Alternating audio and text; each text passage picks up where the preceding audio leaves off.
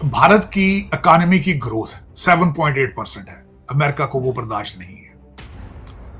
दूसरा मैं ये बताना चाहूंगा कि खासकर अमेरिका ये चाहता था कि भारत जो है वो जाके चाइना के गले पड़ जाए, लद्दाख के फ्रंट के ऊपर वहां जाके उनसे झगड़ा शुरू कर दे, वो भी नहीं किया उन्होंने। फिर भारत ने यूक्रेन में खुल के अमेरिका का साथ नहीं दिया, ये भी उनको चुभता है।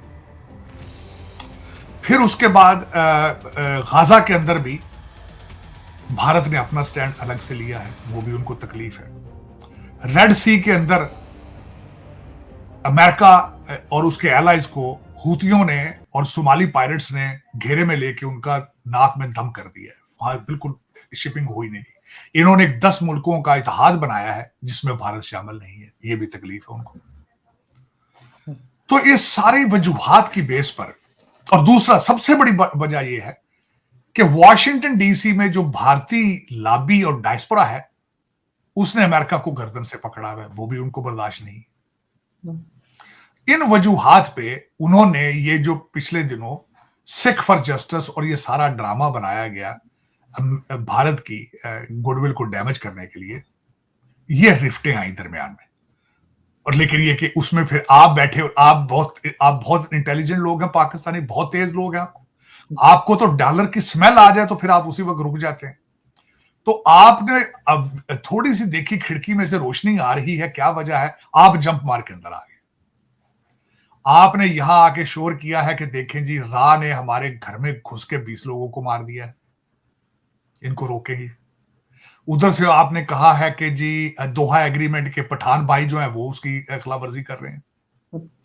फिर उन्होंने कहा है कि आप असला 85 बिलियन का छोड़ा है, पठान भाई जो है वो हमारे पीछे पड़ गए असला लेके, हमें उनसे भी बचाया जाए। हालांकि जब पठान भाई आए थे आपने जश्न मनाए थे, आपने इस्लामाबाद में झंडे लगा दिए तालिबान के, आप चाय पीने चले गए थे काबुल, आपने कहा था भी कैबिनेट हम बनाएंगे, उन्होंने जब कहा ना बाय बाय, फिर आपको पता चला अब तो वो घर में घुस के मार रहे हैं। 23 लोग मार दिए जब से हमारे आर्मी चीफ साहब यहाँ है, 3 अटैक एक दिन में हुए। तो और दूसरा एक और बड़ी सबसे बड़ी वजह यह है कि वो जो 10 मुल्कों का इत्तेहाद इंडिया ने, भारत ने जो ज्वाइन नहीं किया है, उन्होंने उसका रिजल्ट क्या निकाला है, उन्होंने एडन यमन में अपने आईएसएस कोची और आईएसएस कलकत्ता को वहां भेज दिया। अमेरिका को वो भी पसंद नहीं है, वो कहते हैं कि भारत जो है वो Bharat is behaving like a super power.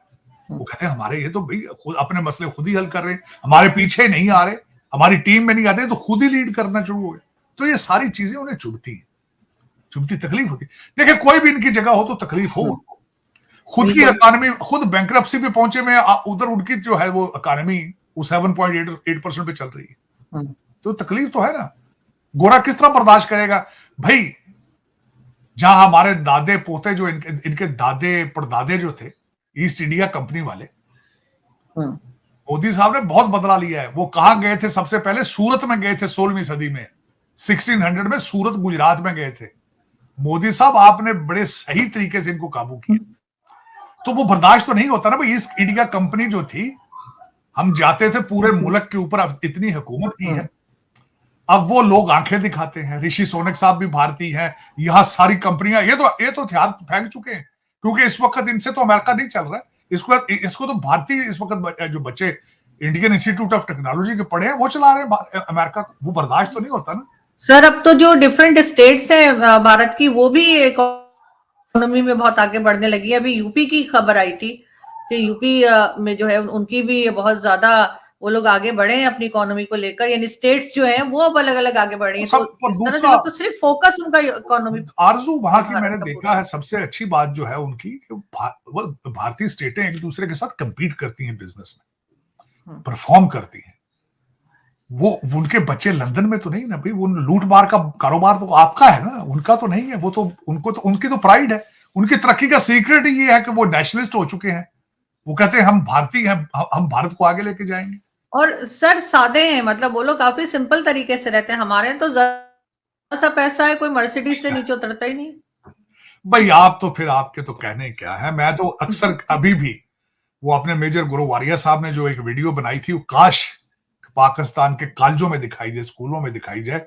जो उन्होंने जनरल रिपन क्या नाम उनका था, रिपक जी, वो उनके जो आर्मी चीफ जो थे आर्मी उनके। चीफ थे, विपिन, हाँ जनरल विपिन, हम्म, उनके गेट पे खड़े होके अंदर गए और उन्होंने कहा कि ना सिर्फ ये आर्मी जनरल है, इनके वालिद भी आर्मी जनरल थे, इनके जो पिता थे वो भी आर्मी जनरल थे। फिर ड्राइंग रूम में जाके बैठे। मैं समझता हूं वो पाकिस्तान के निसाब में होनी चाहिए चीज कि भाई आप विपिन रावत नाम था उनका। विपिन रावत।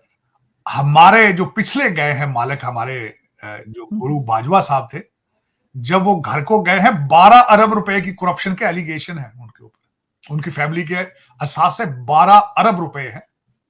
तो देखिए, फिर मैं आपको हमेशा ये कहता हूं, दुख वाली बात है कि उन्होंने भारत बना लिया, आपने पाकिस्तान बनाया नहीं, फाइलों में बनाया, लूट रहे हैं, खा रहे हैं, मजे कर रहे हैं। लेकिन आपने तरक्की बहुत की है, पाकिस्तान में नहीं की, बहुत तरक्की। बिल्कुल, लेकिन सर अभी जो बलूचिस्तान के लोग आए थे वो भी एक हंगामा था, सर्दी नहीं देखिए, उनके ऊपर पानी फेंका गया, मारा पीटा गया। 12 पीटा क्या, 1970 से आप हालते जंग में हैं बलूचिस्तान में, मुसलसल मिलिट्री ऑपरेशन 1970 से हो रहा है वहां पे। आप देखें, आप जुल्म की दास्तानें कभी देखें।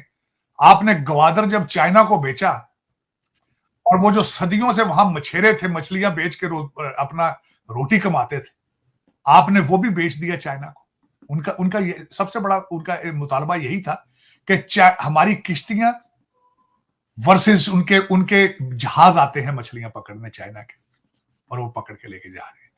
तो फिर आपके तो बादशाह आदमी है ना, आपको तो भी जब आपको तो डॉलर चाहिए कि आपको तो आपको डॉलर चाहिए। का इशू है सर, मिसिंग पर्सन के ऊपर मिनिस्टर साहब कहते हैं कि मियाँ बीवी का झगड़ा होता है तो मियाँ जब अफगानिस्तान चले जाते हैं कह देते हैं मिसिंग पर्सन है। ठीक है भाई, कहने को क्या, कौन सा पूछने वाला जो कोई नहीं है। अगर कोई पूछने वाला हो तो पूछे ना। और आरजू दूसरी बात यह है कि जब आपको डॉलरों में हर चीज चाहिए होती, डॉलर मिल जाते हैं। सुना था किसी का भाई यहाँ पे पिज्जा डिलीवरी करता था, अब 150 पिज्जों का मालिक है। फिर वो आप इसको समझ ही सकते हैं क्या हो रहा है आपके कंट्री के साथ। आप ईरान और अफगानिस्तान का बॉर्डर सुना है, आप ठीक करना ही नहीं चाहते क्योंकि वहां करप्शन इतनी है और इतना चार्म है इस चीज में, आपको मजा आ गया आपको स्मगलिंग का। तो आप कौम तो रहे नहीं आप, और पता है आपको, सब पता है कि क्या फ्रॉड हो रहा है, क्या सर चीज का पता है आपको। काश आप, मेरा मकसद कोई सोचता है इसके बारे में क्या हो रहा है। किसी के मुंह से टूटा हुआ लफ्ज मैंने नहीं अभी तक सुना किसी के मुंह से कि आए मिलके एक्सपोर्ट बढ़ाएं, आए मिलके बच्चों को पढ़ाने का जिम्मा ले, आए 51% औरतें जो घरों में बंद हैं उनको किसी काम काज पे लगाया जाए, आए पाकिस्तान बनाए। आज कौम वो देखे, वो गया था, वो मुर्शिद कहता था नया पाकिस्तान बनाएंगे। वो किसी ने कहा यार तू नया पाकिस्तान हमें चाहिए ही नहीं तो तू क्यों बना रहा है यार। तो सर देखिए ना, साइंस में तो यकीनन तरक्की की होगी, इसलिए कि इमरान खान जो है वो जेल से बैठ के उनकी वो हो गई, पॉलिटिकल रैली हो गई उनकी ट्विटर के ऊपर। नहीं भाई देखे, मैं उस पर बात करते, लेकिन किसी ने कहा भाई हमें तो नया पाकिस्तान चाहिए ही नहीं, अब रियासत मदीना बनाए, हम तो जिहाद करने आए थे, हम अरबों के रिश्तेदार हैं, हम तो पठान लोग, हमें जिहाद करेंगे। यार कैसी बातें करते हो, आप पठान हो, आप अरबी हो, कौन हो आप। जिस कौम को अपनी आइडेंटिटी का ही ना पता हो, जिस कौम को अपनी आइडेंटिटी के, वो क्या करेगी।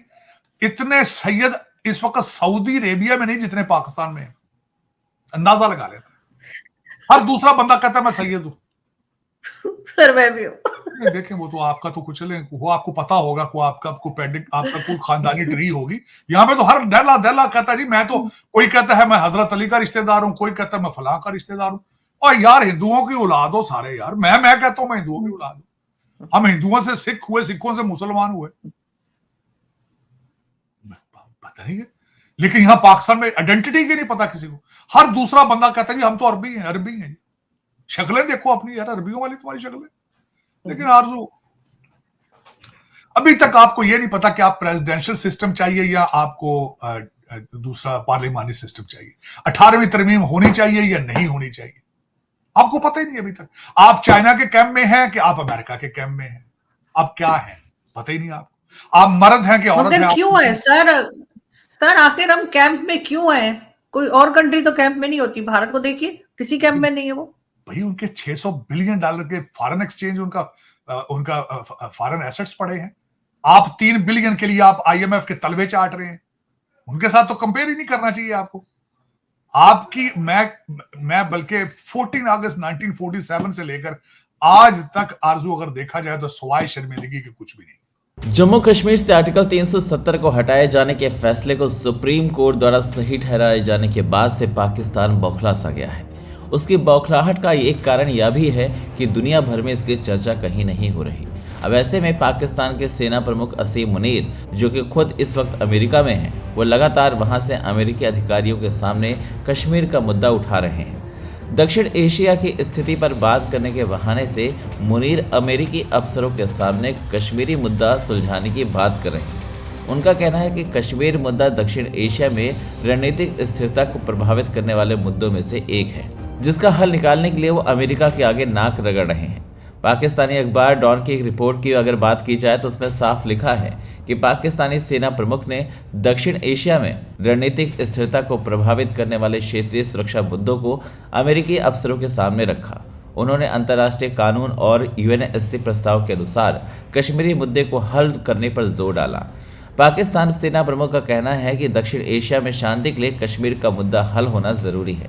अब देखा जाए तो मुनीर का ये अमेरिकी दौरा ऐसे वक्त पर हुआ है जब भारतीय सुप्रीम कोर्ट ने जम्मू कश्मीर से आर्टिकल 370 को हटाने के फैसले को बरकरार रखा है। और हालांकि ये एक ऐसा मुद्दा है कि अमेरिका भी इसमें कुछ ज़्यादा कर नहीं सकता, क्योंकि कश्मीर भारत का अटूट अंग है और ये बात अमेरिका तो क्या पूरी दुनिया जानती है। वहीं पाकिस्तान, जो कि हर तरफ से मार खाता रहता है, फिर भी कंगाली हो या खुद के पाले आतंकी की तरफ से धमाके, वो अमेरिका से उम्मीद लगाए बैठा है कि अमेरिका उसकी मदद करेगा। पाकिस्तान जो इस वक्त हर तरफ से फंसा हुआ है, उसकी पूरी कोशिश यही है कि उसके रिश्ते अमेरिका से थोड़े बेहतर हो जाए, जिसकी एक वजह पाकिस्तान के कंगाली है।